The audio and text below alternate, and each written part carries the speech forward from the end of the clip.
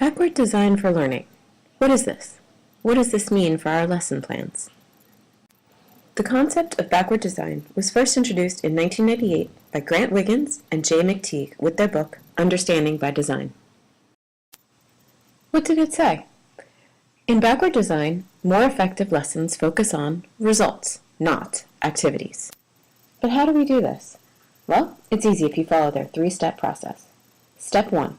Identify the desired results. Think about what students should know or what they should be able to do. Step 2. Determine what assessments you will use to measure and identify student learning. These should be ongoing and not an end-of-project activity. And finally, Step 3. Once you've done Steps 1 and 2, you are ready to plan your lesson. These are the activities you will use to meet your learning goals. Here are some goal writing tips. Avoid words like learn, appreciate, understand, realize, be familiar with. These are all too vague. Better words to use are describe, use, take notes, create, or cite. For your assessment criteria, do use I can statements with students so they know exactly what they need to be able to do at the end of the lesson. Rubrics are a key component here and should not only be used, but should also be designed with students. Now that you've got it, how can we relate it to the library? Librarians can use clear goals. Barbara K. Stripling and Violet Harada expanded on Wiggins and McTeague's three-step process and created this plan, with librarians in mind. We begin again with the content learning goal. Then we talk about learners.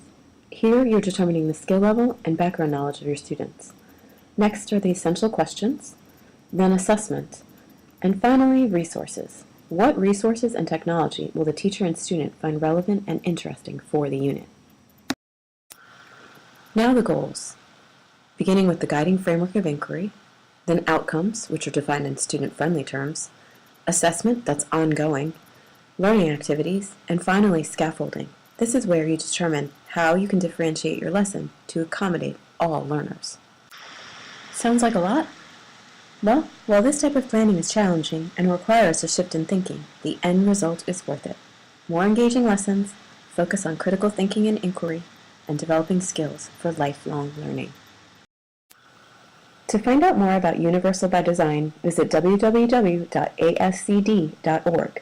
For more detail on Harada and Stripling's clear goals, plus to see sample project plans using this formula, read their article from School Library Monthly entitled Designing Learning Experiences for Deeper Understanding. Created using Powtoon.